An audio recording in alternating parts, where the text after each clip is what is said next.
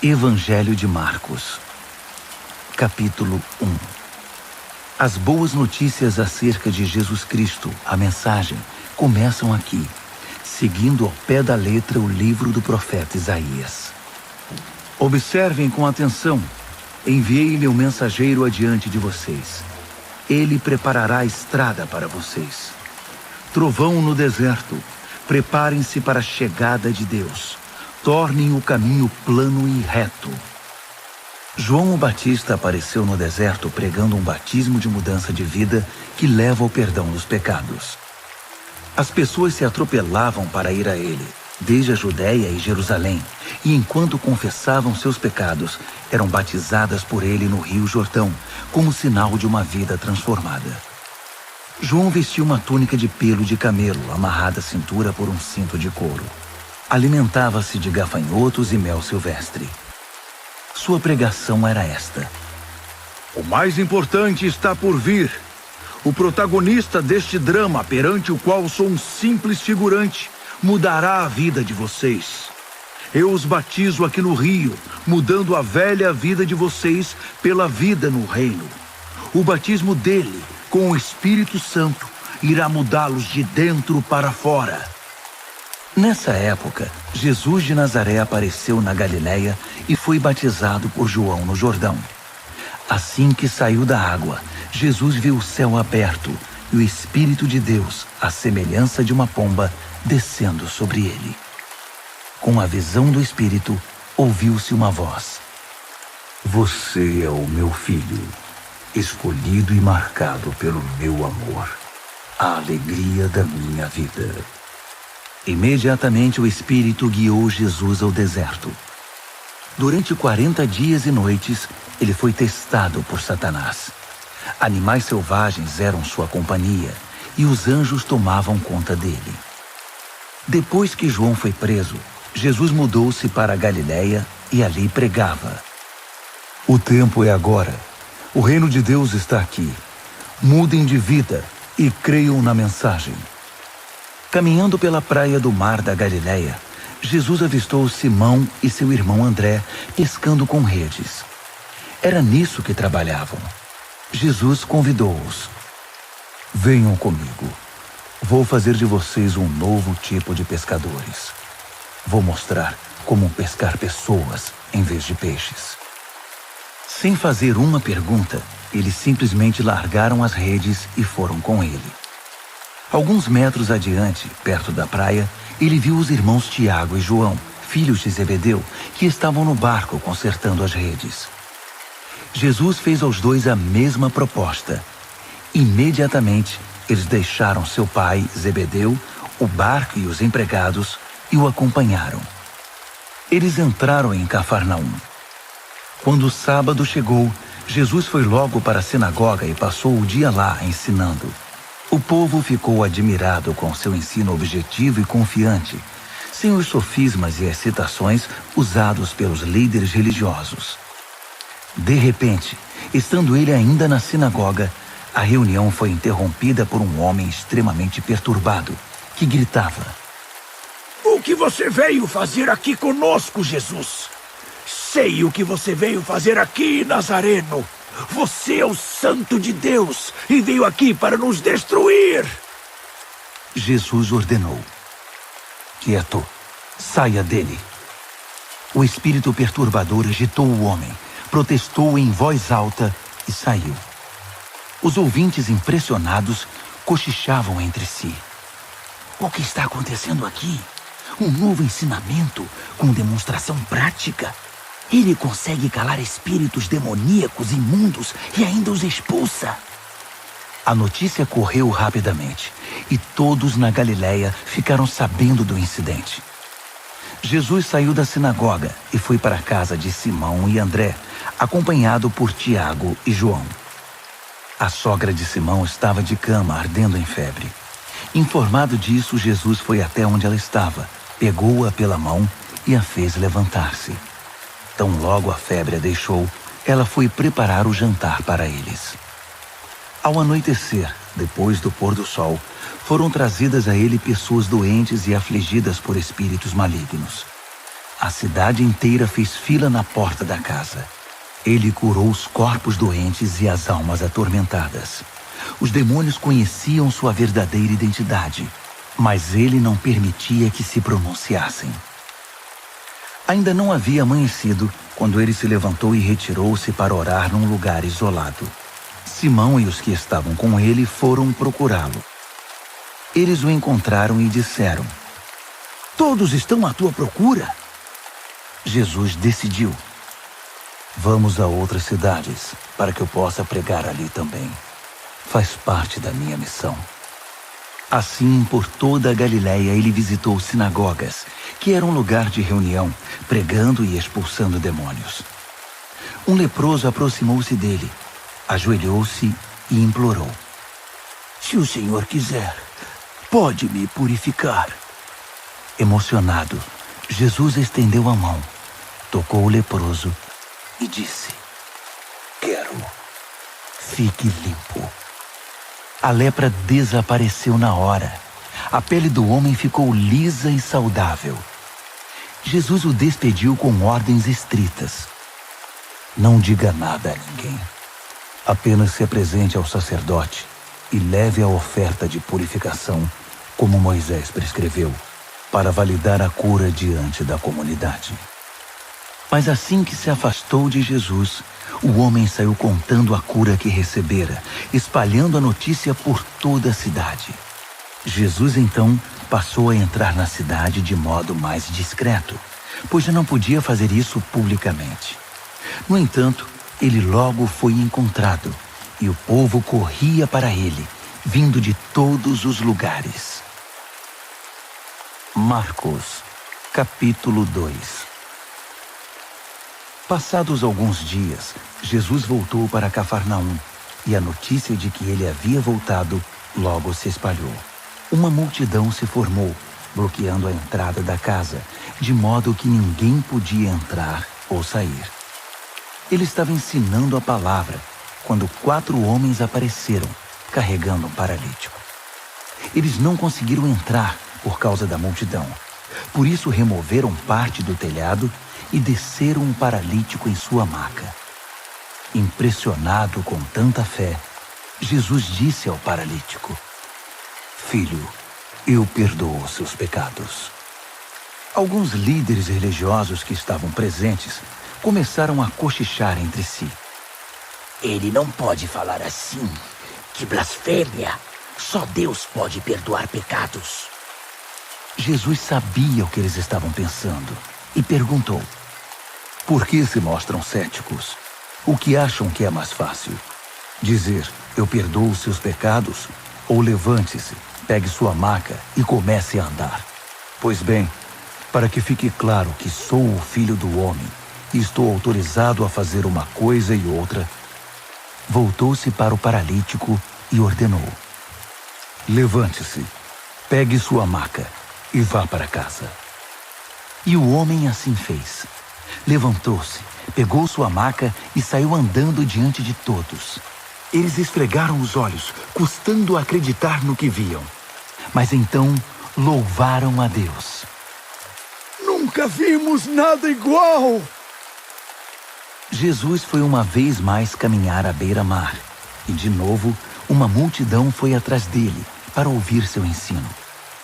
Caminhando, ele viu Levi, filho de Alfeu, que era cobrador de impostos. Jesus convidou: venha comigo.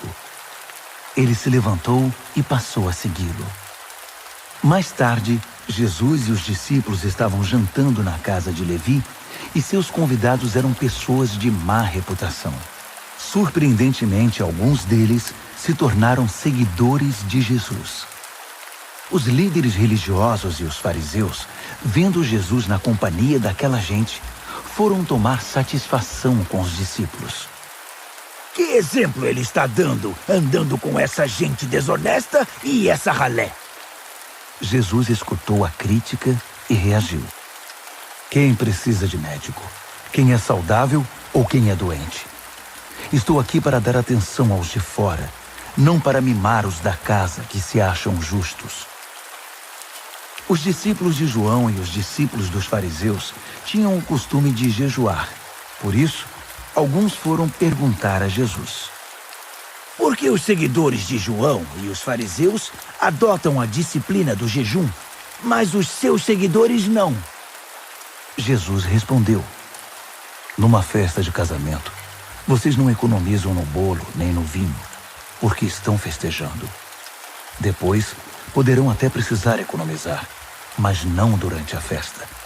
Enquanto o noivo e a noiva estão com vocês, é tudo alegria. Depois que os noivos forem embora, o jejum pode começar. Ninguém joga água fria na fogueira enquanto tem gente em volta. Essa é a vinda do reino. Ele continuou: Ninguém corta um cachecol de seda para remendar uma roupa velha. Usa-se um remendo que combine. Ninguém guarda vinho em garrafas rachadas.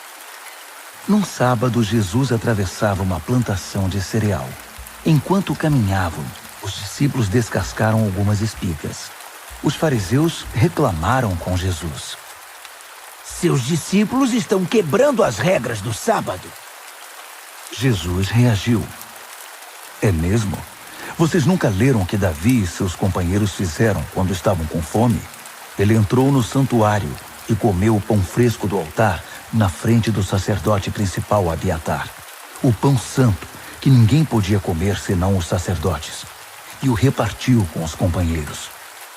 Jesus acrescentou: O sábado foi feito para o nosso benefício. Não somos escravos do sábado. O Filho do Homem não é escravo do sábado. É o Senhor dele.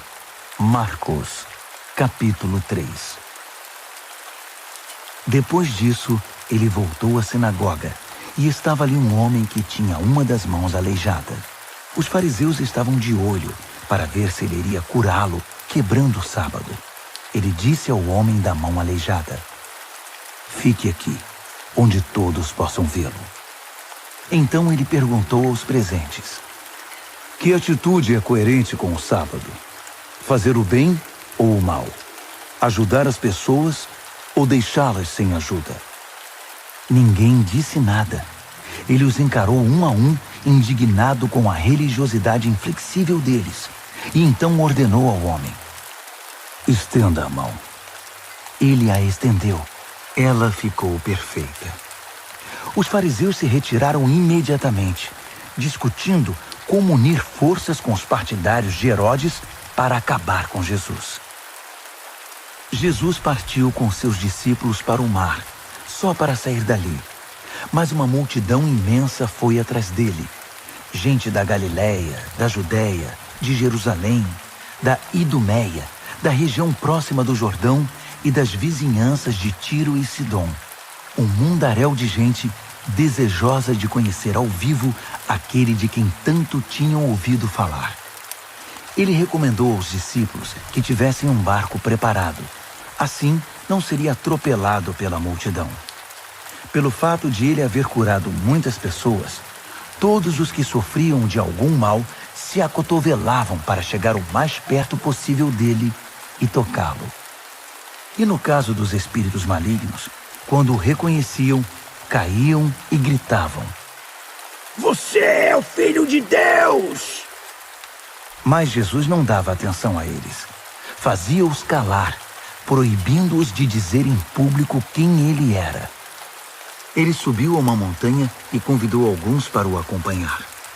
Foram juntos, e ali ele escolheu 12 e os designou apóstolos.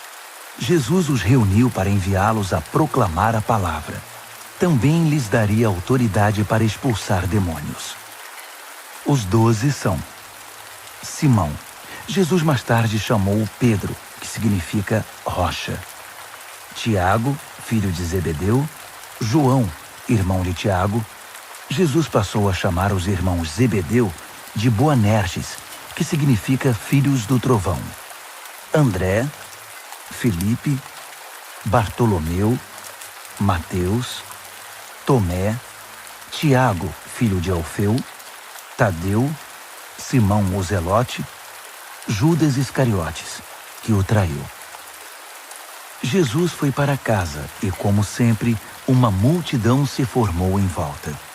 Era tanta gente pedindo ajuda que ele não tinha tempo nem para comer. Alguns parentes informados da situação foram tirá-lo de lá, até pela força, se necessário. Eles suspeitavam que Jesus estava perdendo o juízo. Os líderes religiosos de Jerusalém espalharam o boato de que ele estava praticando magia negra, fazendo truques diabólicos para impressionar o povo, mostrando poder espiritual. Jesus contestou a calúnia. Faz sentido um demônio lutar contra outro demônio? Satanás expulsaria o próprio Satanás? Uma família que vive brigando se desintegrará. Se Satanás expulsa Satanás, não irá se destruir? Acham que é possível, em plena luz do dia, entrar na casa de um homem forte e acordado e roubar seus bens sem amarrá-lo primeiro? Amarrem-no e então poderão roubá-lo. Faço aqui uma advertência. Não há nada dito ou feito que não possa ser perdoado. Mas se vocês persistirem nas calúnias contra o Espírito Santo de Deus, estarão deliberadamente rejeitando aquele que perdoa, rompendo relações com aquele que o sustenta. Ele fez essa advertência porque era acusado por eles de ter ligação com o maligno. Naquele momento, sua mãe e seus irmãos apareceram. Estando do lado de fora, mandaram um recado, dizendo que queriam falar com ele. Ele estava cercado pela multidão quando recebeu o recado. Sua mãe e seus irmãos estão lá fora à sua procura. Jesus respondeu: Quem vocês acham que são minha mãe e meus irmãos? Olhando ao redor para cada um dos que estavam sentados à sua volta, ele declarou: Estão bem aqui na frente de vocês. Esses são minha mãe e meus irmãos. Mais vale a obediência que laços de sangue. Quem faz a vontade de Deus é meu irmão, irmã e mãe. Marcos, capítulo 4. Ele voltou a ensinar à beira da praia. A multidão que se formou em torno dele era tão grande que ele entrou num barco perto da praia e assentou-se. Jesus usou o barco como púlpito, enquanto o povo se acotovelava perto da água. Ele ensinava por meio de histórias, muitas histórias. Ouçam, o que vocês acham? Um agricultor estava semeando. Enquanto fazia seu trabalho, algumas sementes caíram pelo caminho e aves as comeram. Outras caíram no meio dos pedregulhos.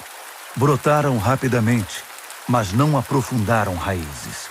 Com o calor do sol, secaram tão rapidamente quanto haviam brotado. Outras ainda caíram no meio das ervas daninhas. As sementes chegaram a brotar, mas foram sufocadas. Nenhuma sobreviveu. Por fim, algumas, porém, caíram em boa terra e floresceram, produzindo uma colheita que superou todas as expectativas. Vocês estão entendendo? Quando eles ficaram sozinhos, os que eram mais chegados a ele, além dos 12, pediram que ele explicasse a história. Ele disse: Vocês têm o privilégio de conhecer melhor o reino de Deus. Conhecem as suas verdades. Mas para aqueles que ainda não podem ver, tudo é dito por meio de histórias, a fim de guiá-los a discernimentos mais profundos. Essas pessoas são assim. Seus olhos estão abertos, mas não veem nada. Seus ouvidos estão abertos, mas não entendem uma palavra. Recusam-se a voltar-se para Deus para receber perdão. Ele continuou: Entenderam o objetivo da história? Todas as minhas histórias têm o mesmo propósito. O agricultor planta a palavra. Alguns são como a semente que cai à beira do caminho. Assim que ouvem a palavra, Satanás arranca o que foi plantado neles. Outros são como a semente que cai no meio dos pedregulhos. Ouvem a palavra e a recebem com grande entusiasmo. Mas assim como a palavra não cria raízes, a emoção passa ou surge alguma dificuldade, não sobra nada. A semente lançada no meio das ervas daninhas é aquele que ouve a mensagem do reino, mas é vencido pela preocupação e pela ilusão de manter o que tem e de ganhar mais. A mensagem é sufocada e não sobra nada. A semente lançada na terra boa é a pessoa que ouve a palavra e a abraça, e a colheita supera todas as expectativas. Jesus continuou: alguém compra uma lâmpada para pôr debaixo do tanque ou debaixo da cama? O que se faz não é colocá-la numa prateleira? Nós não estamos guardando segredos. Nós os estamos revelando. Não estamos escondendo nada, mas tornando público. Vocês estão entendendo? Ouçam bem o que estou dizendo. Fiquem atentos quando algum espertalhão ensinar que vocês podem vencer na vida por vocês mesmos. Dar é o caminho, não ganhar. Generosidade produz generosidade. A avareza empobrece. Então Jesus disse: o reino de Deus é como sementes lançadas num campo por um homem. Ele vai dormir e se esquece do que fez. A semente brota e cresce, mas ele nem imagina como isso ocorre. A terra dá conta de tudo, sem a ajuda dele. Primeiro o caule, depois a espiga e por fim o grão. Quando o grão está maduro, ele o colhe. É o tempo da colheita. Como podemos descrever o reino de Deus? Que ilustração podemos usar? É como a semente de mostarda. É uma das menores sementes, mas uma vez plantada, germina e cresce tanto que os pássaros fazem ninhos em seus ramos e abrigam-se à sua sombra. Com outras histórias semelhantes, ele apresentava sua mensagem ao povo, aplicando as histórias à experiência e compreensão deles. Ele sempre contava uma história. Quando estava sozinho com seus discípulos, explicava tudo, desfazendo o emaranhado. Todos os nós eram desatados. Naquele dia, ao cair da tarde, ele decidiu: vamos para o outro lado do mar. Eles entraram no barco em que ele estava. Outros barcos foram atrás deles. De repente, uma tempestade violenta os envolveu. As ondas invadiam a embarcação, ameaçando afundá-la, enquanto Jesus, com a cabeça sobre um travesseiro, dormia na popa do barco. Os discípulos o acordaram, implorando: mestre, não vais fazer nada! Nós vamos morrer! Jesus acordou e ordenou ao vento que se acalmasse. Ele disse ao mar: quieto, sossegue. O vento virou brisa e o mar ficou em plena calmaria. Jesus repreendeu os discípulos: por que tanto medo? Vocês não têm fé? Eles estavam apavorados e confusos. Afinal, quem é este homem? Se perguntavam. Até o vento e o mar se acalmam quando ele ordena. Marcos, capítulo 5. Eles chegaram ao outro lado do mar, na terra dos Gerazenos. Assim que Jesus saiu do barco, um louco, vítima de demônios, saiu do cemitério e correu para ele. O homem vivia no meio das sepulturas. Ninguém conseguia prendê-lo. Era impossível acorrentá-lo ou amarrá-lo. Ele fora amarrado muitas vezes com cordas e correntes, mas quebrava as correntes e arrebentava as cordas. Ninguém era forte o bastante para subjugá-lo. Noite e dia, vagava entre as tumbas e pelas colinas, gritando e cortando o próprio corpo com pedras pontiagudas. Quando ele viu Jesus, correu na direção dele e curvou-se reverentemente. Depois, rugiu em protesto: O que queres comigo, Jesus, Filho do Deus Altíssimo? Em nome de Deus, não me perturbes. Jesus havia ordenado ao espírito maligno: fora, saia deste homem. Jesus perguntou: diga-me seu nome. Ele respondeu: Meu nome é Multidão, pois somos muitos. Em desespero, implorou a Jesus que não o expulsasse daquela região. Uma grande manada de porcos estava pastando numa colina perto dali. Os demônios então suplicaram a Jesus: Manda-nos para os porcos, permita que vivamos neles. Jesus permitiu. Mas aos porcos aconteceu pior do que ao homem. Enlouquecidos, correram, pularam de um penhasco, caíram no mar e se afogaram. Aterrorizados, os que cuidavam dos porcos saíram em disparada e contaram o incidente na cidade e na região. Todos queriam ver de perto o que havia acontecido. Eles encontraram Jesus e viram um louco assentado, usando roupas decentes e em perfeita saúde, não mais como alguém fora do juízo. Os que haviam presenciado a cena contaram aos outros o que acontecera ao endemoniado e aos porcos. No princípio, os curiosos ficaram impressionados. Depois, ficaram revoltados por causa dos porcos que haviam perdido e imploraram a Jesus que saísse dali e nunca mais voltasse. Jesus estava indo para o barco e o homem que fora liberto dos demônios pediu para acompanhá-lo, mas o mestre não o permitiu. Em vez disso, aconselhou: vá para casa, para seu povo. Conte-lhes o que o mestre, num gesto de misericórdia, fez por você. O homem voltou e, na área das 10 cidades, dava testemunho do que Jesus havia feito por ele. Ele se tornou o assunto da cidade. Após a travessia, uma imensa multidão formou-se à beira-mar. Um dos líderes da sinagoga, chamado Jairo, foi falar com Jesus.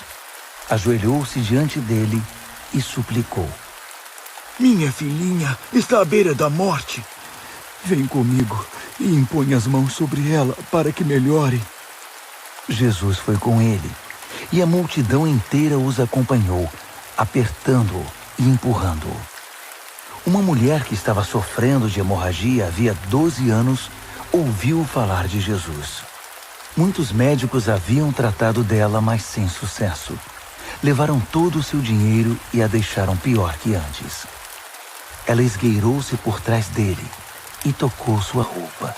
Ela pensava: basta eu tocar em sua roupa para ficar boa. No momento em que o tocou, a hemorragia parou.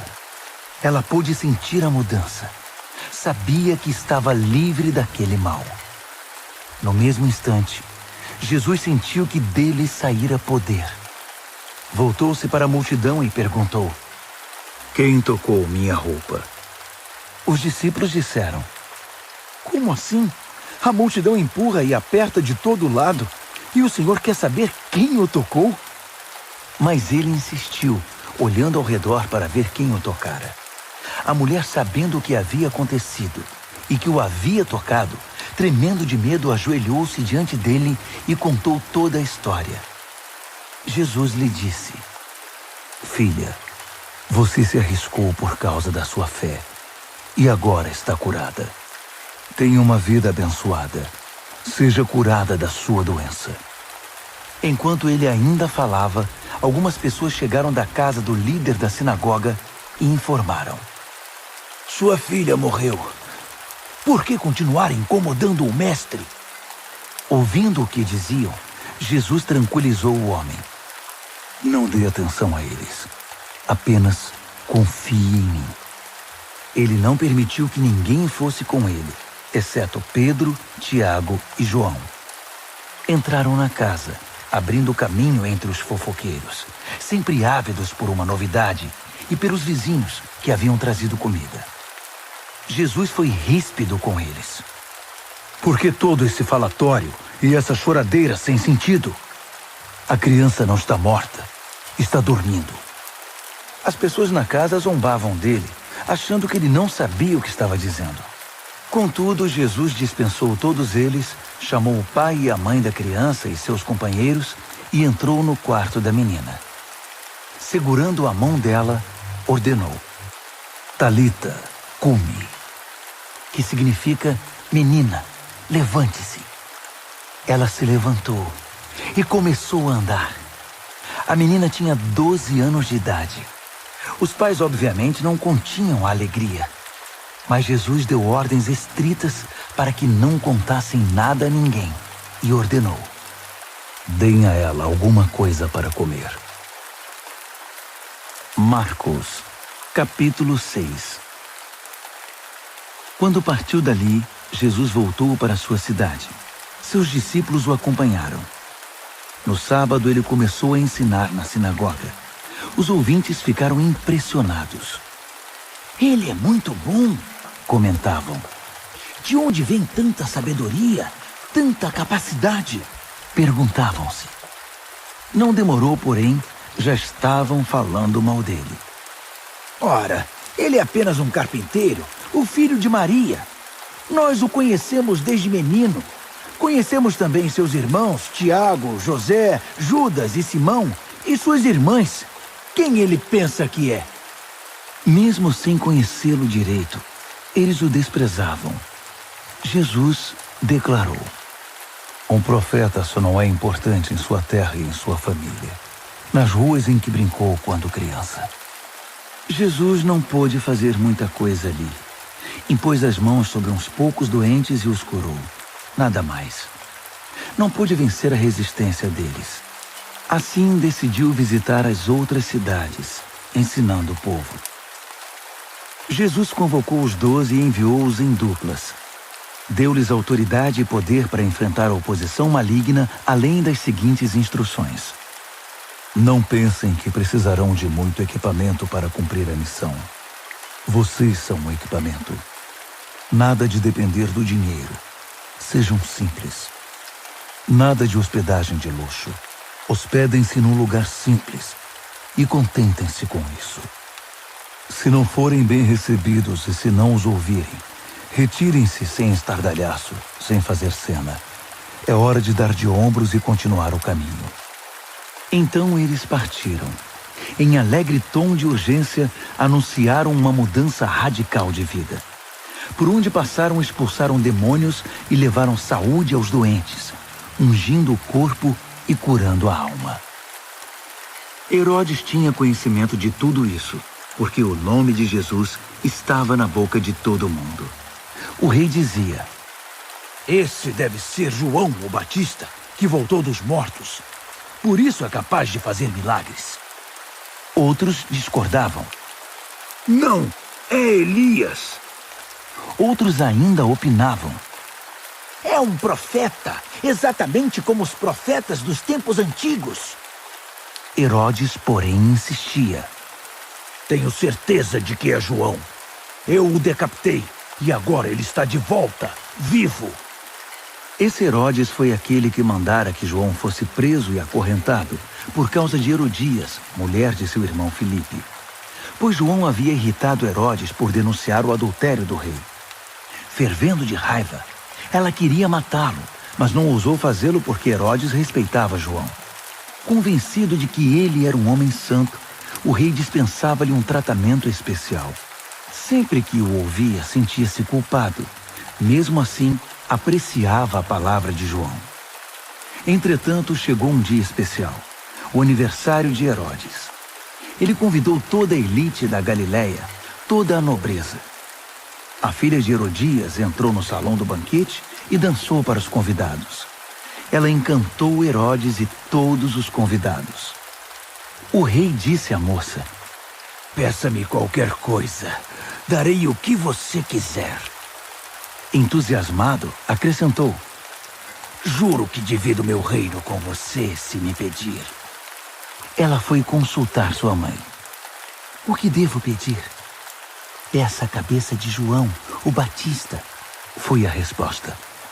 Empolgada, ela correu até o rei e pediu: quero a cabeça de João, o Batista, numa bandeja. E quero agora. O pedido deixou o rei abalado. Mas para não perder o prestígio diante dos convidados, concedeu o que ela desejava. Ordenou que o carrasco fosse à prisão e trouxesse a cabeça de João. Ele cortou a cabeça de João e trouxe-a numa bandeja. Entregou-a à moça, que a levou para sua mãe. Quando os discípulos de João souberam do fato, foram buscar o corpo e lhe deram um sepultamento digno. Os apóstolos voltaram de sua missão e relataram a Jesus tudo o que haviam feito e ensinado. Jesus disse: venham, vamos parar e descansar um pouco. Era tanta gente indo e vindo que eles não tinham tempo nem para comer. Eles entraram no barco e foram para um lugar mais tranquilo. Entretanto, alguém os viu partindo. E a notícia se espalhou. Muita gente saiu correndo das cidades vizinhas e chegou ao lugar de destino antes deles. Quando Jesus saiu do barco, uma multidão imensa o aguardava. Ao ver todo aquele povo, ele ficou comovido. Afinal, eram como ovelhas sem pastor. Ele imediatamente pôs-se a ensiná-los. Já no cair da tarde, os discípulos viram que Jesus estava se alongando e o interromperam. Estamos no meio do nada e está ficando tarde. Despede o povo para que eles saiam e consigam o que comer nas redondezas. Jesus respondeu: vocês vão dar comida a eles. Eles perguntaram: É sério? Mesmo que gastemos uma fortuna? Mas ele não estava brincando. Quantos pães vocês têm? Verifiquem. Não demorou para saberem. 5 pães e 2 peixes, informaram. Jesus mandou que todos se assentassem em grupos de 50 ou de 100 na grama verde. Ele tomou os 5 pães e os 2 peixes, olhou para o céu, orou, abençoou o pão, partiu e entregou tudo aos discípulos, que por sua vez o repartiram com o povo. Ele fez o mesmo com o peixe. Todos comeram e ficaram satisfeitos. Os discípulos recolheram 12 cestos de sobras, e os que participaram da refeição foram cerca de 5.000. Terminada a refeição, Jesus insistiu em que os discípulos entrassem no barco e fossem para Betsaida, enquanto ele despedia o povo. Em seguida, ele subiu a uma montanha para orar. Tarde da noite, o barco já estava longe, e Jesus ainda estava em terra. Ele podia ver a dificuldade de seus companheiros com os remos, pois o vento estava contra o barco. Por volta das 4 horas da madrugada, Jesus foi na direção deles, andando sobre o mar. E quando se aproximou e eles o viram, pensaram que fosse um fantasma e gritaram apavorados. Jesus tratou de tranquilizá-los. Calma, sou eu. Não tenham medo. Assim que ele entrou no barco, o vento cessou. Eles ficaram perplexos, coçando a cabeça e tentando entender tudo o que havia acontecido. Não haviam entendido o que ele fizera na hora da refeição. Estavam com o coração endurecido. Concluíram a travessia, ancoraram o barco em Genezaré e lá o deixaram. Assim que pisaram em terra, a notícia rapidamente se espalhou. O povo correu até onde eles estavam, trazendo doentes em macas. Para onde quer que ele fosse, aldeia, cidade ou rota de comércio, os doentes eram levados até um local público. Eles imploravam que Jesus lhes permitisse tocar pelo menos na orla de sua roupa. E todos que a tocavam eram curados. Marcos, capítulo 7. Os fariseus e alguns líderes religiosos, vindos de Jerusalém, reuniram-se à volta dele para reclamar que os discípulos dele eram negligentes com as purificações rituais antes das refeições. Os fariseus e judeus em geral jamais participariam de uma refeição sem primeiro proceder ao ritual da lavagem das mãos, principalmente se tivessem chegado da feira, para não mencionar como limpavam canecas, panelas e outras vasilhas. Os fariseus e os líderes religiosos perguntaram: por que seus discípulos desrespeitam as leis, fazendo as refeições sem lavar as mãos? Jesus reagiu: Isaías estava certo a respeito de enganadores como vocês. Ele acertou em cheio. Esse povo faz um grande show, dizendo as coisas certas, mas o coração deles não está nem aí para o que dizem. Fazem de conta que me adoram, mas é tudo encenação. Eles me usam apenas como desculpa para ensinar o que se adapta ao seu gosto, alterando o mandamento de Deus e sempre adotando modismos. Ele continuou: que conveniente, não? Vocês se livram do mandamento de Deus para seguir os modismos religiosos sem serem incomodados. Moisés disse claramente: respeitem seu pai e sua mãe. Disse também: quem desrespeitar o pai ou a mãe será morto. Mas vocês driblam um mandamento, alegando que é perfeitamente aceitável dizer ao pai ou à mãe: vou ofertar a Deus a ajuda financeira que eu deveria dar a vocês. Assim, vocês se livram da obrigação que têm para com os pais. Vocês anulam a palavra de Deus e a trocam por suas próprias regras. Vocês são especialistas nesse tipo de coisa. Dirigindo-se à multidão, ele acrescentou: ouçam agora, todos vocês. Prestem bastante atenção. Não é o que vocês comem que contamina a vida. É o que sai de vocês. Essa é a verdadeira contaminação. Ele voltou para casa depois de falar à multidão e seus discípulos disseram: não entendemos. O Senhor poderia nos explicar? Jesus respondeu: vocês também? Será que não entendem? Não sabem que o que se come não pode contaminar ninguém? Pois o que se come não vai para o coração, mas para o estômago. É digerido e depois é eliminado. Com isso, Jesus desafiou as minuciosas leis dietéticas dos judeus, afirmando que todos os alimentos podem ser comidos. Ele continuou: o que contamina é o que sai da pessoa. É do coração que vomitamos maus pensamentos, obscenidade, imoralidade, roubo, assassinato, adultério, cobiça, depravação, engano, bebedice, olhar maldoso, calúnia, arrogância, insensatez. Essa é a verdadeira contaminação. Dali, Jesus partiu e foi para os arredores de Tiro. Entrou numa casa para não ser encontrado, mas a notícia de sua chegada se espalhou. Ele estava dentro de casa quando uma mulher, cuja filha era perturbada por um espírito maligno, ficou sabendo de sua presença ali. Ela se ajoelhou aos seus pés, implorando ajuda. A mulher era grega, cirofenícia de nascimento, e pediu que ele curasse sua filha. Ele disse: espere sua vez. Os filhos devem ser alimentados primeiro. Se sobrar alguma coisa, os cães poderão comer. Ela foi rápida.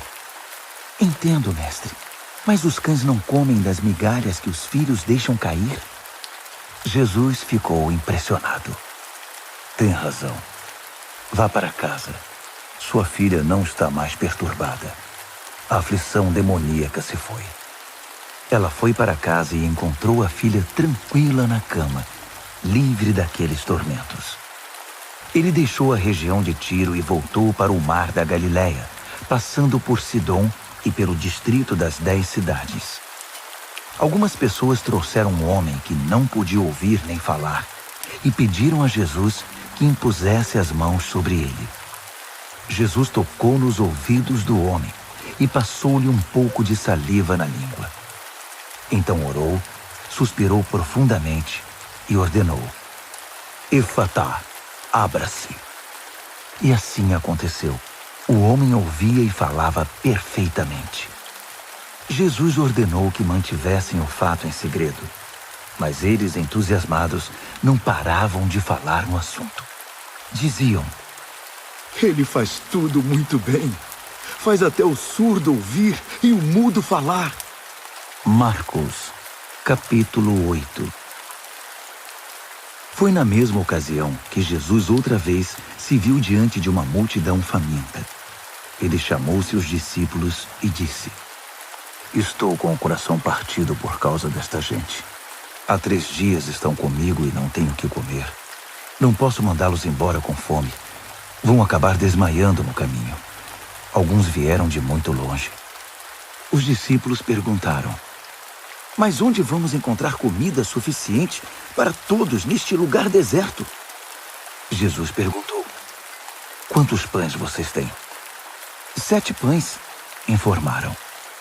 Jesus então mandou que o povo se assentasse. Depois de ter dado graças, tomou os 7 pães, partiu-os e entregou-os aos discípulos para que os repartissem com o povo. Havia também alguns peixes. Ele abençoou os peixes e ordenou aos discípulos que os repartissem de igual modo. Todos comeram à vontade, e foram necessários 7 grandes cestos para recolher as sobras. E os que participaram da refeição foram cerca de 4.000. Depois de despedir a multidão, Jesus entrou no barco com os discípulos e foram para Dalmanuta. Quando chegaram, os fariseus vieram pressioná-lo para que ele desse uma prova de quem era. Desafiado, Jesus perguntou: por que esta geração pede um sinal milagroso como garantia? A verdade é que vocês não terão sinal nenhum. Dali ele voltou para o barco e dirigiu-se para o outro lado do mar. Os discípulos, porém, esqueceram-se de levar pão, exceto por um pedaço. Aproveitando a oportunidade, Jesus aconselhou-os: fiquem de olho no fermento dos fariseus e dos partidários de Herodes. Pensando que ele os repreendia por haverem esquecido o pão, começaram a culpar um ao outro. Percebendo o que se passava, Jesus perguntou: por que estão discutindo por haverem esquecido o pão? Não entenderam ainda? Não conseguem perceber? Não se lembram dos 5 pães que demos aos 5.000? Quantos cestos de sobras vocês recolheram? Eles responderam: 12. E dos 7 pães para os 4.000, quantos cestos de sobras vocês recolheram? 7. Ele perguntou: ainda não entendem? Ao chegarem eles a Betsaida, algumas pessoas trouxeram um cego e pediram a Jesus que o tocasse. Tomando-o pela mão, ele o levou para fora da cidade. Passou saliva nos olhos do homem, impôs as mãos sobre ele e perguntou: consegue ver alguma coisa? Ele olhou para cima e disse: vejo homens, só que eles parecem árvores andando. Jesus voltou a impor as mãos sobre ele. Dessa vez, o homem percebeu que havia recuperado completamente a visão. Agora via tudo com perfeição. Jesus mandou-o para casa, advertindo: não entre na cidade. Jesus e seus discípulos visitaram as cidades ao redor de Cesareia de Filipe. Enquanto caminhavam, ele perguntou: quem o povo diz que eu sou? Eles responderam: alguns pensam que é João o Batista, outros acham que é Elias. Há quem pense que é algum dos profetas. Ele insistiu: e vocês, quem acham que eu sou? Pedro declarou: tu és o Cristo, o Messias.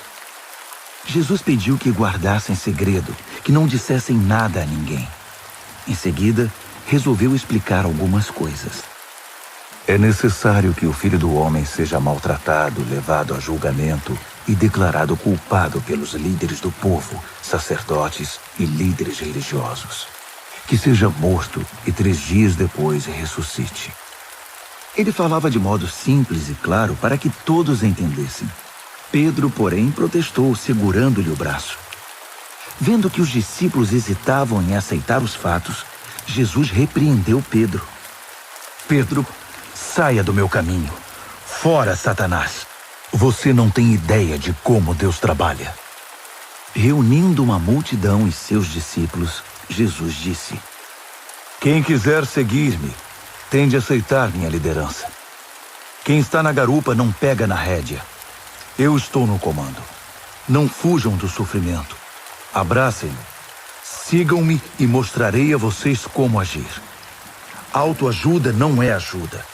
O autossacrifício é o caminho. O meu caminho para ser realmente salvo. Qual é a vantagem de conquistar tudo o que se deseja e perder a si mesmo? O que vocês teriam para dar em troca da própria alma? Se vocês têm vergonha de mim ou do meu caminho por causa dos seus amigos inconstantes e sem futuro, saibam que irão enfrentar uma vergonha muito maior na presença do Filho do Homem quando ele voltar, envolto pela glória de Deus, seu Pai, com um exército de anjos. Marcos, capítulo 9. Então ele foi para casa dizendo: não é sonho. Alguns de vocês aqui verão tudo isso acontecer. O reino de Deus chegando com força total.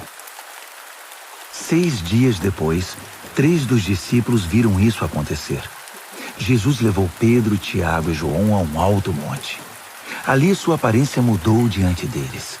Suas roupas brilhavam intensamente, de uma brancura tal que ninguém seria capaz de produzir. De repente, eles perceberam que Elias e Moisés estavam ali também, conversando com Jesus. Então Pedro interrompeu a conversa. Rabi, que grande momento! Que tal se construíssemos 3 memoriais na montanha? Um para o Senhor, um para Moisés e um para Elias. Ele falava sem pensar, apavorado e maravilhado com o que via. Naquele instante, uma nuvem brilhante os envolveu, e da nuvem ouviu-se uma voz.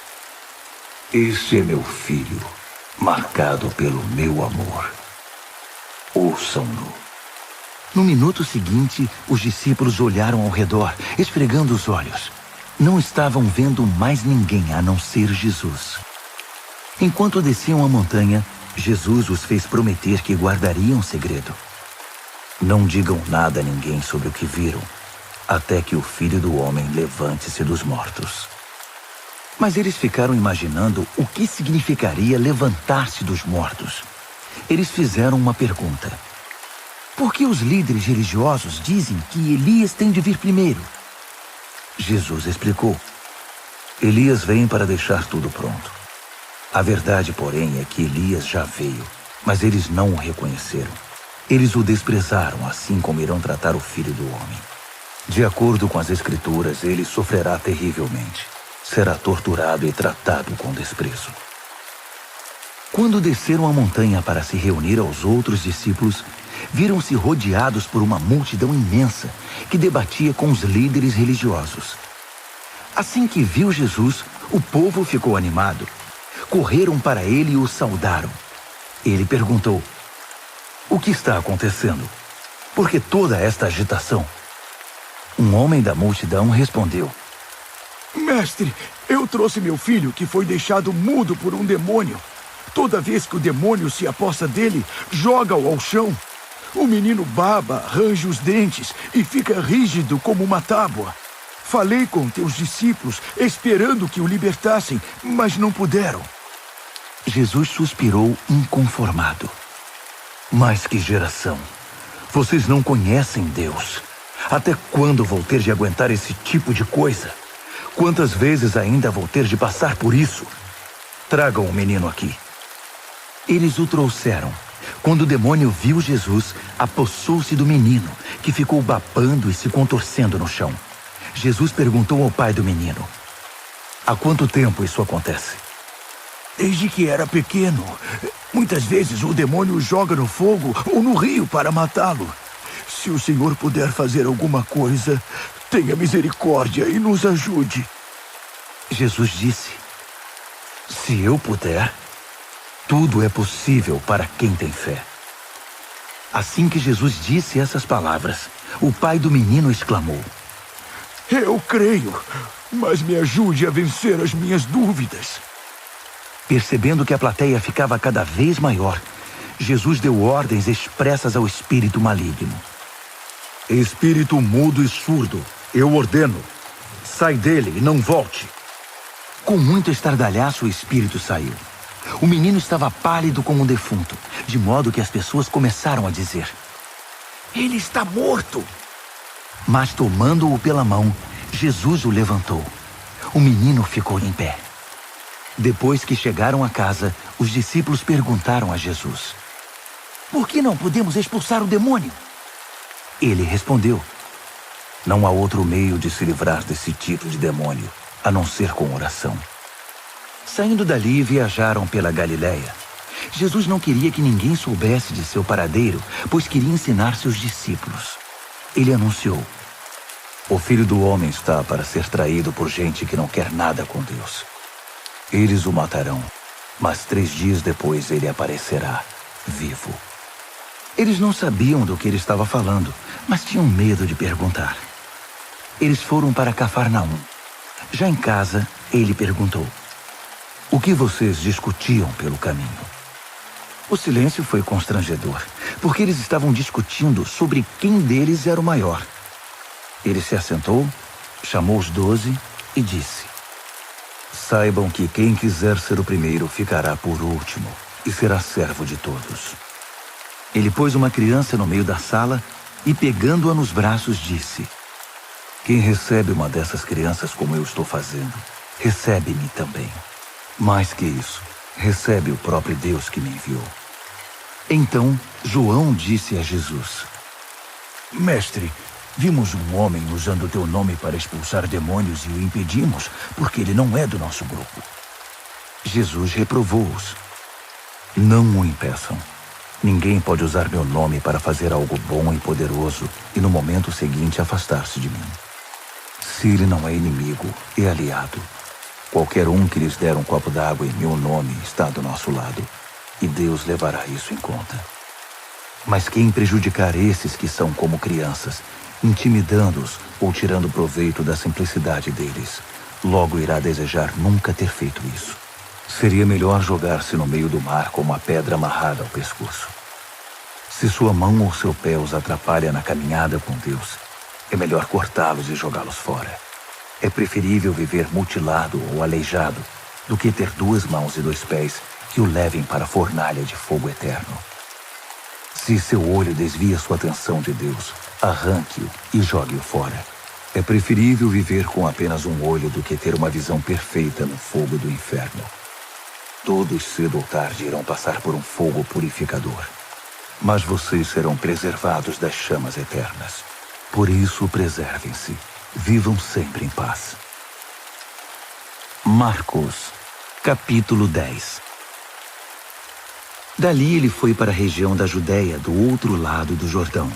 Como sempre, uma multidão o acompanhava, e ele punha-se a ensiná-los. Um dia, os fariseus vieram provocá-lo. É permitido a um homem divorciar-se de sua esposa? Jesus perguntou: o que Moisés determinou? Eles responderam: Moisés deu permissão que o marido a mandasse embora, dando-lhe uma certidão de divórcio. Jesus disse: Moisés deu esse mandamento apenas como concessão ao coração duro de vocês.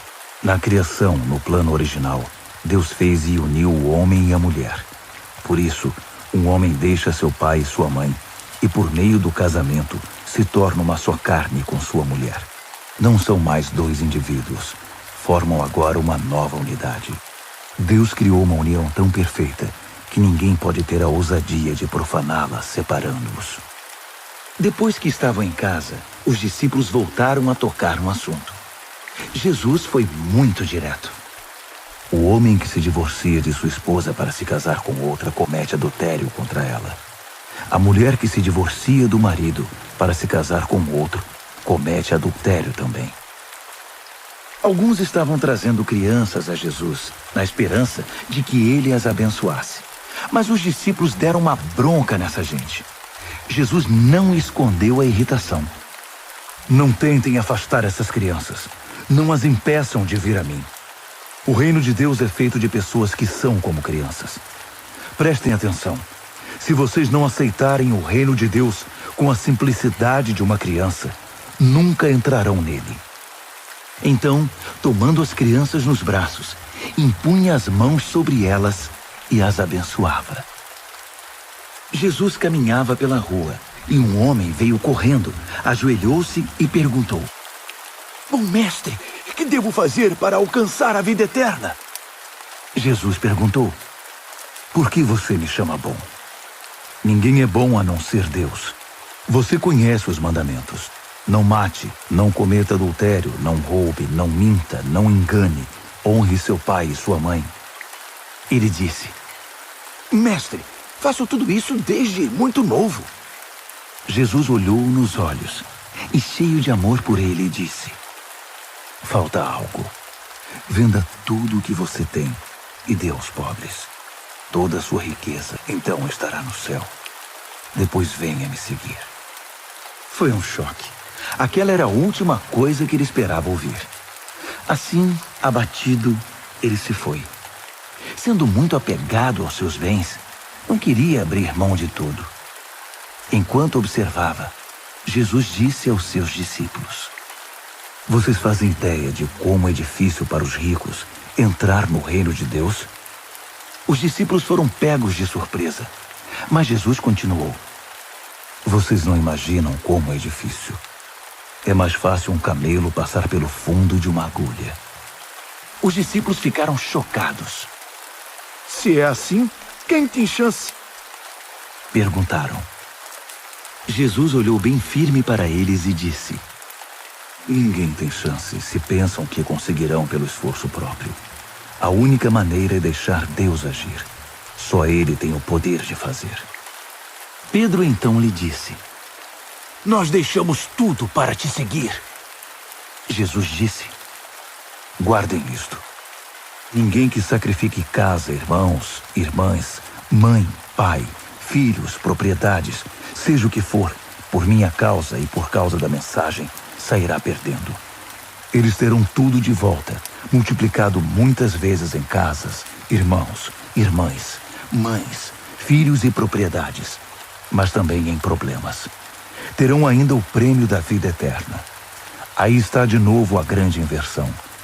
Muitos primeiros serão últimos, e muitos últimos primeiros. De volta à estrada, eles foram para Jerusalém. Jesus ia adiante, e eles o seguiam, confusos e um pouco amedrontados. Ele chamou os 12 e disse: ouçam-me com atenção. Estamos a caminho de Jerusalém.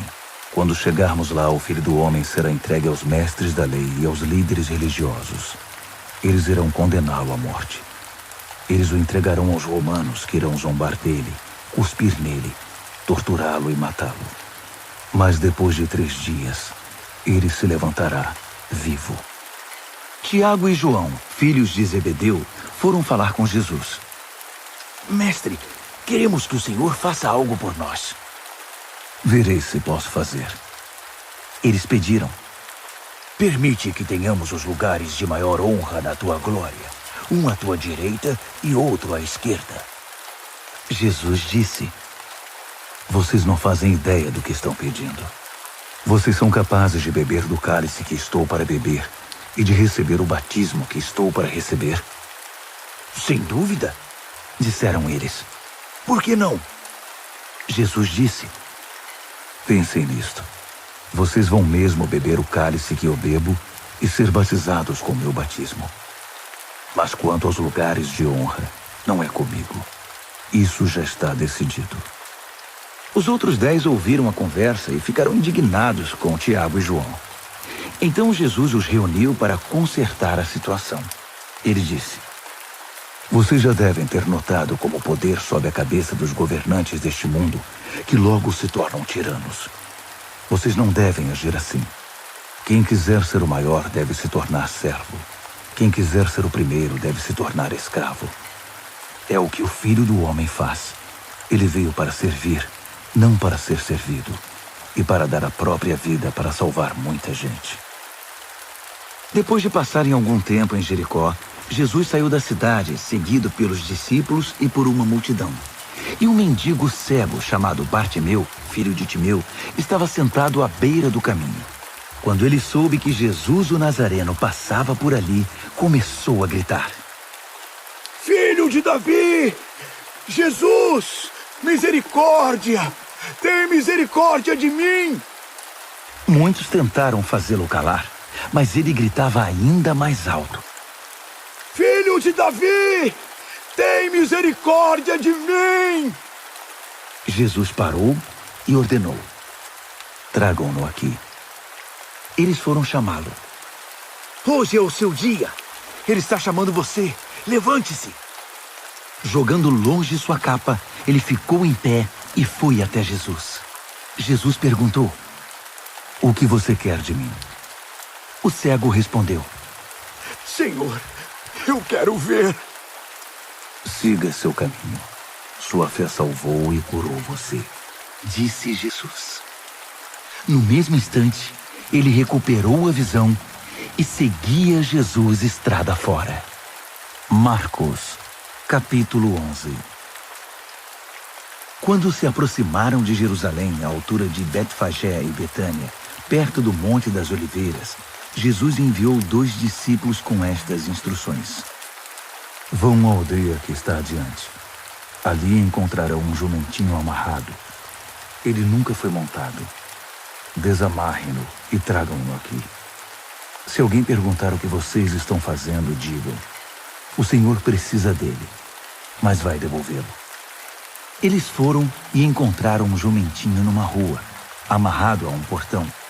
Eles o desamarraram, mas alguns dos que estavam ali perguntaram: Por que estão desamarrando o jumentinho? Os discípulos responderam exatamente como Jesus os instruíra, e não foram mais incomodados. Assim, levaram o jumentinho e puseram suas capas sobre ele, e Jesus o montou. Muitos estendiam seus mantos pela estrada, dando a Jesus uma recepção de rei. Alguns lançavam seus mantos na rua, outros espalhavam ramos que haviam cortado nos campos. Havia muita gente por todo lado gritando: Hosana! Bendito é o que vem em nome de Deus! Bendito o reino do nosso pai Davi que está chegando! Hosana nos altos céus! Ele entrou em Jerusalém e foi para o templo. Parou ali para observar o movimento, mas como era tarde, voltou para Betânia com os 12. No dia seguinte, depois que saíram de Betânia, ele sentiu fome. No caminho avistou uma frondosa figueira. Aproximou-se dela para encontrar figos, mas não achou nada além de folhas. Não era a época de figos. Ele disse à árvore: Nunca mais alguém comerá dos seus frutos. E os discípulos ouviram. Chegando a Jerusalém, entraram no templo, e Jesus começou a expulsar todos os que faziam comércio ali. Ele derrubou as mesas dos agiotas e as bancas dos vendedores de pombas. Também não permitiu que ninguém mais passasse carregando cestos pelo recinto sagrado. Ele explicou suas ações com o seguinte texto: Minha casa foi designada casa de oração para as nações, mas vocês a transformaram em ponto de encontro de ladrões. Ao tomar conhecimento desses fatos, os principais sacerdotes e os líderes religiosos decidiram que era a hora de se livrar dele. Estavam em pânico, porque o povo se mostrava encantado com os seus ensinamentos. À noite, Jesus e seus discípulos deixaram a cidade. Pela manhã, andando pela estrada, eles viram a figueira. Estava seca até a raiz. Lembrando-se do que acontecera no dia anterior, Pedro disse: Mestre, olha, a figueira que amaldiçoaste ficou seca.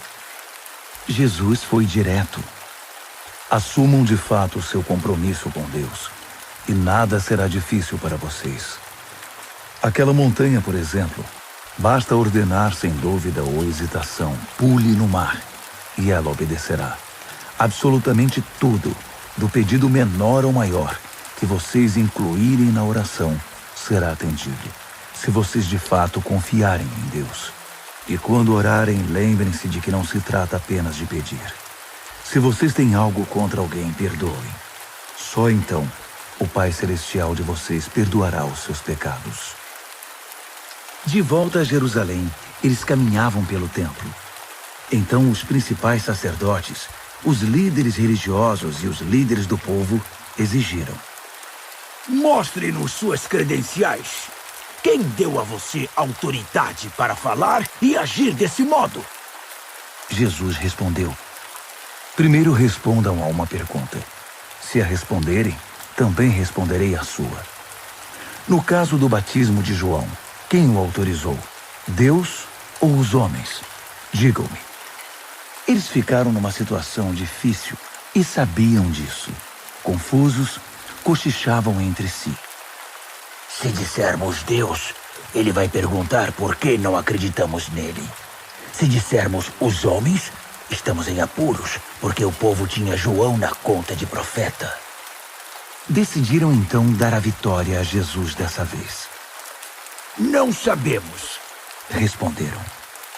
Jesus concluiu: Então também não vou responder a pergunta de vocês. Marcos, capítulo 12. Em seguida, Jesus começou a lhes contar algumas histórias. Um homem plantou uma vinha, cercou-a, fez um tanque de espremer uvas, construiu uma torre de vigilância, arrendou-a aos lavradores e saiu em viagem. Quando chegou a época da colheita, ele enviou um empregado para receber sua parte nos lucros. No entanto, os lavradores o agarraram, espancaram e mandaram embora de mãos vazias. Ele mandou outro empregado, que também foi agredido e humilhado. Depois enviou outro, que foi assassinado. O mesmo aconteceu com muitos outros. Uns foram agredidos, outros assassinados. Restava apenas um que podia ser enviado, seu filho amado. Já quase sem esperanças, decidiu enviar o próprio filho, pensando: meu filho eles vão respeitar. Mas os lavradores perceberam a oportunidade. Esfregaram as mãos cheios de cobiça e disseram: esse é o herdeiro. Vamos matá-lo e ficar com a vinha. Então o agarraram e mataram, e depois jogaram o corpo fora da vinha. O que vocês acham que o proprietário da vinha irá fazer? Isso mesmo. Vai se livrar dessa gente. Depois arrendará a vinha a outros. E vocês podem confirmar nas Escrituras. A pedra que os pedreiros rejeitaram é agora a principal. Isso é obra de Deus. Nós esfregamos os olhos, custando a crer nisso. Percebendo que o recado era para eles, os líderes religiosos quiseram prendê-lo na hora. Mas como estavam receosos da opinião pública, acharam melhor recuar. Por isso saíram dali tão rápido quanto puderam. Os mesmos líderes enviaram alguns fariseus e partidários de Herodes, certos de que iriam incriminá-lo. Eles disseram: mestre, conhecemos a sua integridade. Sabemos que o senhor não se importa com a opinião popular, não explora seus discípulos e ensina o caminho de Deus com muito zelo. Diga-nos com toda a honestidade, é correto pagar impostos a César? Jesus percebeu de imediato a malandragem e disse: qual a razão desse joguinho? Por que tentam me pegar com essas armadilhas? Vocês têm uma moeda? Deixe-me vê-la. Eles lhe entregaram uma moeda. Quem é este que aparece na moeda? Que nome está gravado nela? César, disseram. Jesus concluiu: deem a César o que lhe pertence, e deem a Deus o que lhe é devido. Eles ficaram de boca aberta, sem saber o que responder. Alguns saduceus, o grupo que nega a ressurreição, perguntaram a Jesus: mestre, Moisés escreveu que se um homem morre sem filhos, o irmão dele é obrigado a se casar com a viúva e ter filhos com ela. Pois bem, havia 7 irmãos. O primeiro casou-se e morreu sem filhos. O segundo casou-se com a viúva. Ele morreu, mas também não teve filhos. O mesmo aconteceu com o terceiro. De fato, os 7 se casaram com ela, mas nada de filhos. Por fim, a mulher morreu. A pergunta é esta: na ressurreição, de quem ela será esposa? Afinal, ela foi casada com cada um deles. Jesus respondeu: vocês estão raciocinando errado e vou dizer por quê. Primeiro, não conhecem as Escrituras. Segundo, não sabem como Deus atua. Depois da ressurreição, o casamento já não mais existirá. Assim como os anjos, toda a nossa atenção estará em Deus. Com respeito à ressurreição dos mortos, vocês nunca leram as Escrituras? Vejam que Deus, de dentro da sarça, disse a Moisés: eu sou, não eu era, o Deus de Abraão, o Deus de Isaque e o Deus de Jacó. O Deus vivo é o Deus dos vivos, não dos mortos. Portanto, vocês não sabem de nada. Um dos líderes religiosos, depois de acompanhar os debates e perceber como Jesus era incisivo em suas respostas, fez uma pergunta: qual é o mais importante de todos os mandamentos? Jesus respondeu: o primeiro em importância é o seguinte: ouça, Israel, o Senhor seu Deus é único. Ame o Senhor seu Deus com toda a paixão, toda a fé, toda a inteligência e todas as forças. E o segundo é: ame o próximo como a você mesmo. Não há nenhum outro mandamento que se compare a esses. Um líder religioso disse: que resposta maravilhosa, mestre! Tão lúcida e precisa. Deus é único e não há outro. Devemos amá-lo com toda paixão, inteligência e forças e amar ao próximo como a nós mesmos. Isso é melhor que qualquer oferta ou sacrifício. Quando Jesus percebeu como aquele homem era sábio, comentou: Você está quase lá, quase no reino de Deus. A partir daquele momento, ninguém mais ousou fazer perguntas a Jesus. Enquanto ensinava no templo, Jesus perguntou: Como podem os líderes religiosos ensinar que o Messias é filho de Davi, quando todos sabemos que Davi, inspirado pelo Espírito Santo, disse: Deus disse ao meu Senhor: Assente-se aqui ao meu lado direito até que eu faça dos seus inimigos um descanso para os pés. Davi declara que o Messias é seu mestre. Como pode, então, o Messias ser também seu filho? A multidão estava maravilhada com o que ouvia. Ele continuou a ensinar: Cuidado com os líderes religiosos. O prazer deles é ostentar títulos acadêmicos, receber elogios publicamente, desfrutar posições de destaque e assentar-se nos lugares principais durante o serviço religioso.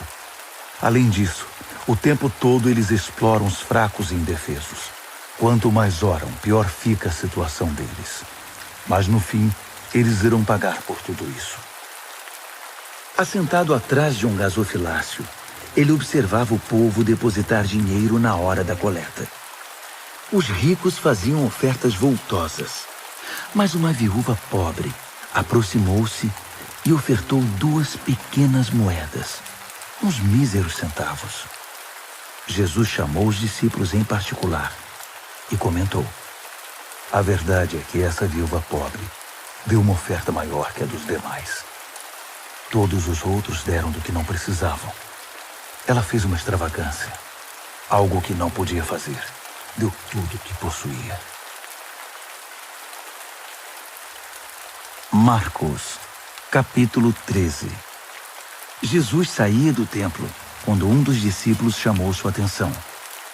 Mestre, olhe essas pedras, essas construções. Jesus disse: Vocês estão impressionados com essa arquitetura grandiosa? Tudo isso será um monte de ruínas até a última pedra. Mais tarde, enquanto ele estava sentado no Monte das Oliveiras, num local de onde podia avistar o templo, Pedro, Tiago, João e André foram conversar com ele. Quando essas coisas vão acontecer? Que sinal teremos de que tudo caminha para um desfecho? Jesus explicou: Cuidado com os falsos profetas do fim dos tempos. Muitos líderes com identidade falsa alegarão: Eu sou o Messias. Eles vão enganar muita gente. Quando ouvirem falar de guerras e ameaças de guerra, não entrem em pânico. Serão notícias comuns, não um sinal do fim. Haverá cada vez mais guerras entre as nações e conflitos entre os líderes. Em vários lugares haverá terremotos e fome. Mas tudo isso é nada comparado com o que está por vir. Fiquem atentos, pois vocês serão levados aos tribunais, e tudo irá de mal a pior. Vocês serão torturados, e todos perseguirão os que levam o meu nome. Vocês serão postos como sentinelas da verdade. A mensagem tem de ser pregada em todo o mundo. Quando traírem vocês e os levarem aos tribunais, não se preocupem com o que dizer. Quando chegar o momento, digam o que estiver no coração. O Espírito Santo dará testemunho por intermédio de vocês. Haverá irmão matando irmão, pai matando filho, filho matando os pais. Todos odiarão vocês por causa do meu nome. Fiquem firmes. Isso é necessário. Fiquem firmes até o fim. Vocês não ficarão desamparados, pois serão salvos. Estejam preparados para fugir quando virem a besta da profanação, estabelecida onde nunca deveria estar. Quem lê não terá dificuldade de entender o que estou falando. Quando isso acontecer, se vocês estiverem na Judéia naquele tempo, corram para as colinas. Se estiverem trabalhando no quintal, não voltem para buscar nada em casa. Se estiverem no campo, não voltem para buscar agasalho. As grávidas e as que amamentam sofrerão mais. Orem para que isso não aconteça no inverno. Serão dias difíceis. Nada parecido aconteceu desde que Deus fez o mundo, nem depois haverá. Se esses dias de aflição seguissem o curso normal, ninguém suportaria. Mas por causa dos escolhidos de Deus, a aflição será encurtada. Se alguém anunciar, aqui está o Messias, ou apontar, lá está ele, não caiam nessa. Falsos messias e pregadores mentirosos surgirão aos montes. Suas credenciais impressionantes e seus deslumbrantes espetáculos, se possível, iludiriam até os escolhidos de Deus. Fiquem atentos, pois eu os avisei com antecedência. Após aqueles tempos difíceis, o sol perderá o seu brilho, a lua ficará nublada, as estrelas cairão do céu e os poderes cósmicos sofrerão abalo. Então todos irão ver o Filho do Homem chegar em grande estilo. Seu esplendor encherá o céu. Ninguém deixará de ver. Ele enviará seus anjos, que ajuntarão os escolhidos de Deus dos 4 cantos da terra, desde os lugares mais distantes. Aprendam a lição da figueira. Quando percebem que ela começou a florescer e verdejar, vocês sabem que o verão está chegando. O mesmo acontecerá com vocês. Quando virem os sinais, saberão que não demorará muito. Levem isso a sério. Não estou me dirigindo apenas às gerações futuras, mas a vocês também. Esta era continua até que todas essas coisas aconteçam. O céu e a terra vão desaparecer, mas as minhas palavras jamais. Querem saber o dia e a hora?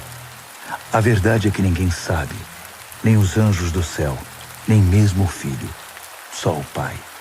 Portanto, fiquem atentos, pois vocês não sabem o momento exato.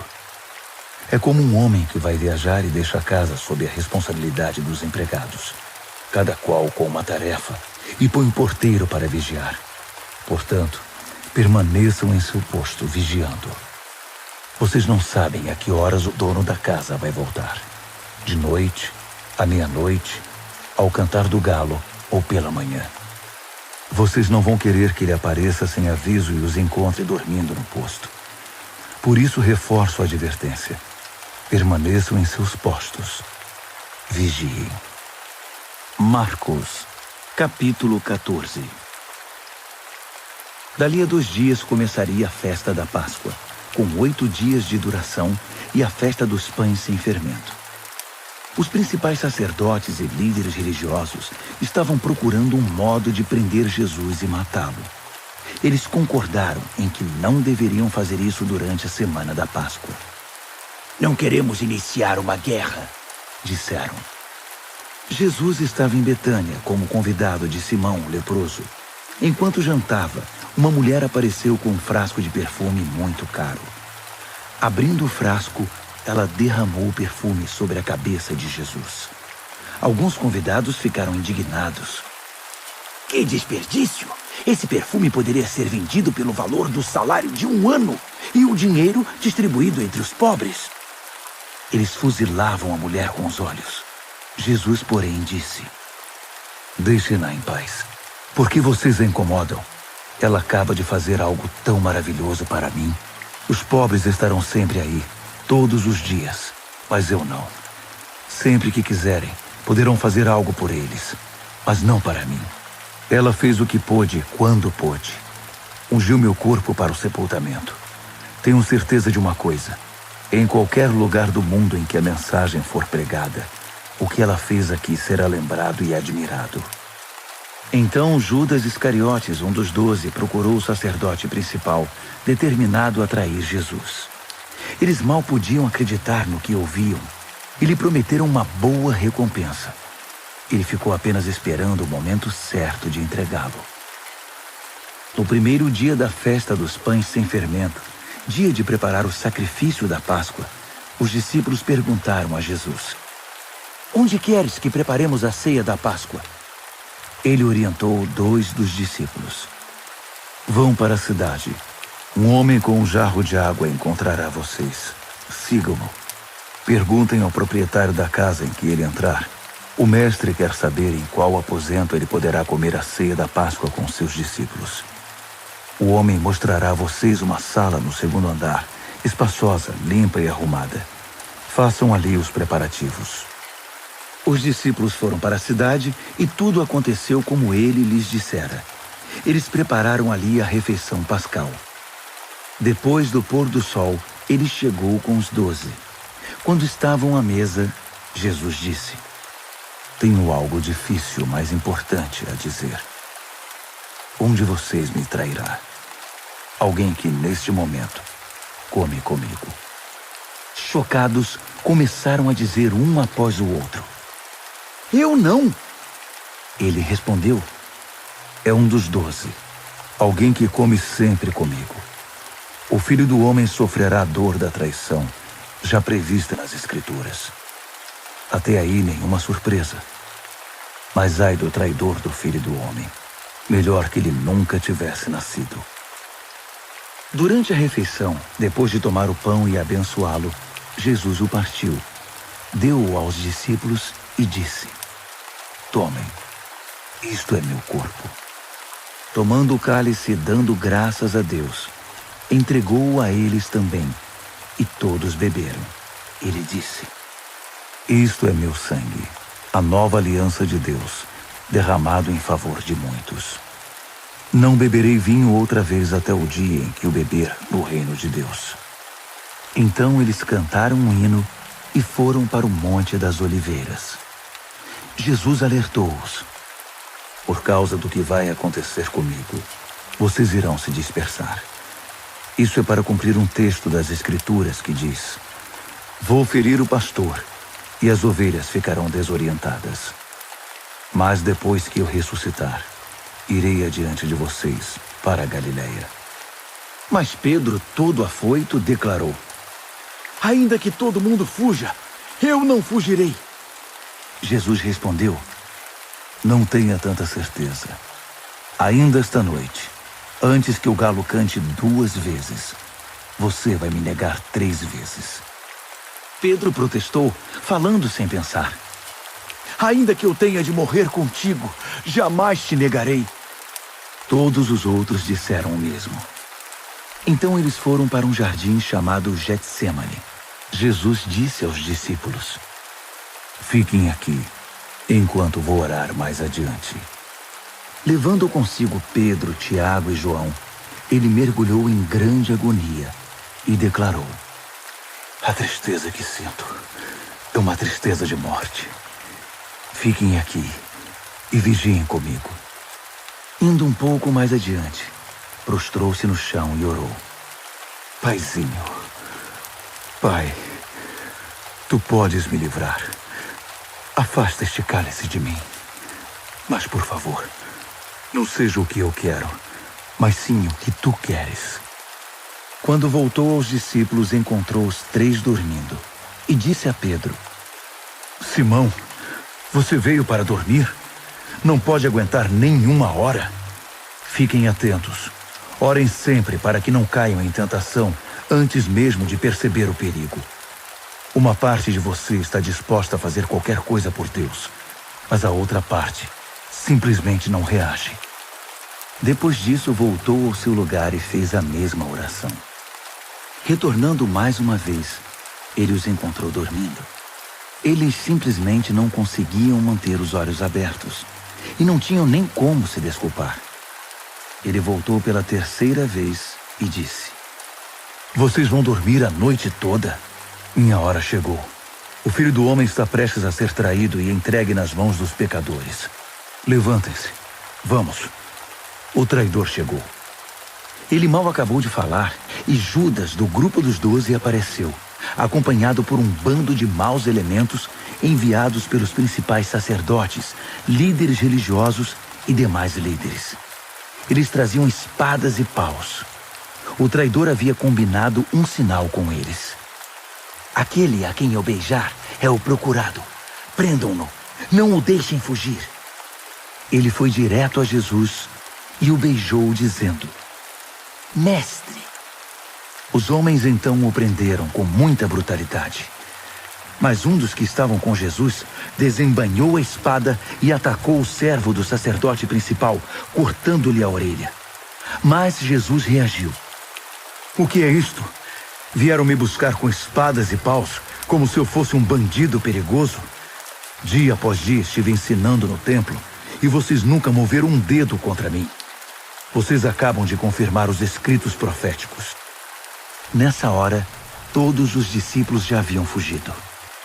Um jovem seguia o grupo de longe. Tudo que ele trazia sobre o corpo era um lençol. Alguns daqueles homens tentaram agarrá-lo, mas ele escapou. Fugiu nu, deixando o lençol para trás. O grupo que prendeu Jesus levou-o ao sacerdote principal, que estava reunido com os principais sacerdotes, líderes do povo e líderes religiosos. Pedro os seguira a uma distância segura. Quando chegaram ao pátio do sacerdote principal, ele se misturou com os servos e foi se aquecer perto da fogueira. Os principais sacerdotes, conspirando com o concílio judaico, tentavam achar acusações contra Jesus para condená-lo à morte. Não encontraram nada. Muitos davam falso testemunho, mas um depoimento contradizia o outro. Alguns homens apareceram com esta história. Nós o ouvimos dizer: vou derrubar o templo, construído com tanto esforço, e em 3 dias construirei outro, sem ao menos erguer a mão. Mesmo assim, não havia plena concordância entre os relatos. Nesse momento, o sacerdote principal levantou-se e perguntou a Jesus: O que você tem a dizer dessa acusação? Jesus não deu resposta. O sacerdote principal insistiu, mudando a pergunta. Você é o Messias? O Filho do Deus bendito? Jesus foi direto. Sim, eu sou, e você mesmo verá. O Filho do Homem assentado à direita do Todo-Poderoso, vindo nas nuvens do céu. Nessa hora, o sacerdote principal perdeu a compostura. Rasgando a própria roupa, gritou: Ouviram isso? Acham que precisamos de mais testemunhas? Vocês testemunharam a blasfêmia. Vão deixar que isso fique assim? Por unanimidade, eles o condenaram, e foi sentença de morte. Alguns começaram a cuspir nele. Vendaram-lhe os olhos e batiam nele, provocando. Quem bateu em você? Profetize! Os guardas levaram-no dali, sem interromper o espancamento. Enquanto isso, Pedro estava no pátio. E aconteceu que uma das empregadas do sacerdote principal, vendo Pedro se aquecer ali, olhou para ele e disse: Você estava com Jesus, o Nazareno? Mas ele negou. Não sei do que você está falando. Quando ele passou pelo pórtico, um galo cantou. A moça apontava para ele e dizia aos que estavam por ali: Ele é um deles, tenho certeza. E Pedro negou mais uma vez. Pouco depois, as pessoas ali começaram a insistir. Você tem de ser um deles. Está na cara que você é galileu. Então Pedro ficou muito nervoso e jurou: Nunca vi esse homem de quem vocês estão falando. Na mesma hora, o galo cantou pela segunda vez. Pedro lembrou-se do que Jesus dissera: Antes que o galo cante 2 vezes, você vai me negar 3 vezes. Sem se conter, desabou a chorar.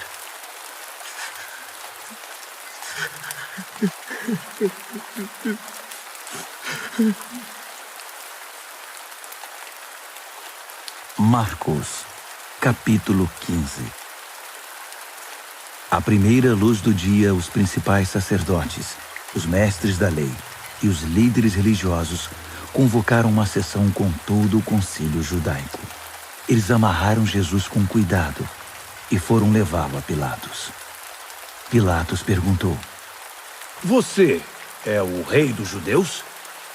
Jesus respondeu: Se você diz. Os principais sacerdotes derramaram diante do governador um dilúvio de acusações. Pilatos insistiu: Você não vai responder nada? São muitas acusações. Mesmo assim, ele ficou em silêncio. Pilatos ficou impressionado. Havia o costume de se libertar um prisioneiro na festa, qualquer um que o povo pedisse. Na ocasião, havia outro prisioneiro chamado Barrabás, preso com revoltosos que haviam cometido assassinato num levante contra Roma. A multidão logo iria apresentar seu pedido, e Pilatos se antecipou a eles. Vocês querem que eu liberte o rei dos judeus? O governador sabia que fora por pura inveja que os sacerdotes haviam entregado Jesus. No entanto, os principais sacerdotes haviam orientado a multidão para que pedissem a libertação de Barrabás. Mas Pilatos perguntou: Então, o que farei com este homem que vocês chamam rei dos judeus? Eles gritaram. Crucifique-o! Pilatos objetou. Mas por qual crime? Contudo, eles gritavam ainda mais alto. Crucifique-o! Pilatos atendeu ao pedido da multidão. Libertou Barrabás e entregou Jesus para ser açoitado e crucificado. Os soldados levaram Jesus ao palácio, chamado Pretório, e reuniram uma tropa inteira. Vestiram-no com um manto de púrpura e puseram uma coroa de espinhos na cabeça dele. Então, começou a zombaria. Viva o rei dos judeus! Eles lhe batiam na cabeça com o bastão, cuspiam nele e se ajoelhavam diante dele, como se o reverenciassem. Quando cansaram das chacotas, tiraram-lhe o manto de púrpura e o vestiram de novo com as suas roupas. Então o levaram para crucificá-lo. Um homem estava passando de volta do trabalho, Simão de Cirene, pai de Alexandre e Rufo. Eles o obrigaram a carregar a cruz de Jesus. Os soldados levaram Jesus ao Gólgota, que significa Colina da Caveira. Ofereceram-lhe vinho misturado com mirra para aliviar a dor, mas ele não aceitou. Então o pregaram na cruz. Depois fizeram um sorteio para ver quem ficaria com suas roupas. Jesus foi crucificado às 9 horas da manhã. A acusação, o rei dos judeus, foi escrita numa placa. Com ele crucificaram 2 criminosos, um à direita e outro à esquerda. Os que passavam caçoavam, sacudindo a cabeça e ironizando. Você alegou que poderia destruir o templo e reconstruí-lo em 3 dias. Mostre agora seu poder. Salve-se! Se você é mesmo o Filho de Deus, desça da cruz! Os principais sacerdotes e os líderes religiosos também estavam ali, misturados ao povo, divertindo-se e zombando de Jesus. Ele salvou os outros, mas não pode se salvar. Ele é mesmo o Messias, o rei de Israel? Então, desça da cruz e todos nós acreditaremos em você. Até os que estavam crucificados com ele participavam da zombaria. Então, do meio-dia às 3 da tarde, toda a terra ficou na escuridão. Cerca das 3 horas da tarde, Jesus gritou bem alto: Eloi! Eloi! Lama sabachthani! Que quer dizer: meu Deus, por que me abandonaste? Alguns dos que viram aquilo o ouviram e disseram: Ele está chamando Elias. Um deles correu, pegou uma esponja mergulhada em vinagre e ergueu-a numa haste e deu-o de beber a Jesus e disse: Vamos ver se Elias vem para tirá-lo daí.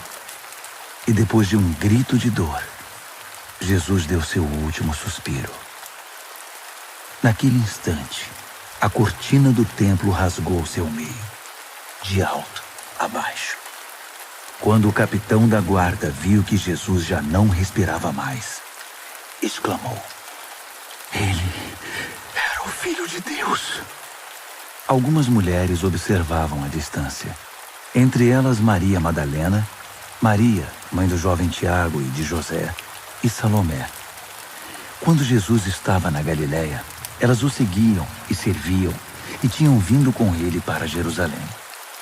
Mais tarde, sendo o dia da preparação, isto é, a véspera do sábado, apareceu José de Arimateia, membro respeitado do concílio judaico. Ele aguardava com expectativa a vinda do reino de Deus. enchendo-se de coragem, procurou Pilatos e pediu o corpo de Jesus. Pilatos duvidou que ele tivesse morrido tão rapidamente e mandou o capitão verificar se Jesus estava de fato morto. Com a garantia do capitão, ele entregou o corpo a José. José havia comprado um lençol de linho. Depois, envolveu o corpo e o depositou no túmulo que havia escavado na rocha. Pôs uma grande pedra na entrada. Maria Madalena e Maria, mãe de José, observaram o sepultamento. Marcos, capítulo 16. Passado o sábado, Maria Madalena, Maria, mãe de Tiago e Salomé trouxeram especiarias para embalsamar Jesus. Na manhã de domingo, assim que o sol raiou, elas foram ao túmulo. Estavam preocupadas e diziam umas às outras: "Quem irá rolar a pedra do túmulo para nós?" Ao chegar, elas descobriram que a pedra já havia sido rolada. Era uma pedra muito grande. Elas se aproximaram e viram um jovem vestido de branco, assentado à direita. Ficaram muito assustadas. Então, ele lhes disse: "Não tenham medo. Sei que vocês procuram Jesus o Nazareno, aquele que foi crucificado. Ele ressuscitou. Não está mais aqui. Vejam vocês mesmas que o lugar está vazio. Agora podem ir. Digam aos discípulos dele e a Pedro que ele vai adiante de vocês para a Galiléia. Vocês o verão lá, exatamente como ele disse." Elas saíram o mais rápido que puderam, nervosas e ainda um tanto atordoadas. Amedrontadas, não disseram nada a ninguém. Depois de ressuscitar, Jesus apareceu bem cedo, na manhã de domingo, para Maria Madalena, a quem havia libertado de 7 demônios. Ela procurou os antigos companheiros na fé, chorando, e deu a notícia a eles. Quando ouviram que ele estava vivo e que ela o tinha visto, não acreditaram nela. Mais tarde, ele apareceu de forma diferente a 2 deles que caminhavam pelo campo. Eles voltaram e contaram aos demais, mas estes também não acreditaram no relato. Depois disso, quando os 11 estavam jantando, ele apareceu e os repreendeu severamente pela incredulidade, pois se recusavam a acreditar nos que o tinham visto ressuscitado. Então, ele ordenou: "Saiam pelo mundo. Vão a toda parte e anunciem a mensagem com as boas notícias de Deus para todos. Quem crer e for batizado está salvo. Quem se recusar a crer está condenado. Esses são alguns dos sinais que acompanharão os que crerem. Eles vão expulsar demônios em meu nome, falar em novas línguas, pegar em serpentes e até beber veneno sem que nada lhes aconteça. Também vão impor as mãos sobre os enfermos e curá-los." Então o Senhor Jesus, depois de orientá-los, foi elevado ao céu e assentou-se ao lado de Deus no lugar da mais alta honra. Os discípulos saíram por toda parte pregando. O Senhor trabalhava com eles, confirmando a mensagem com provas inquestionáveis.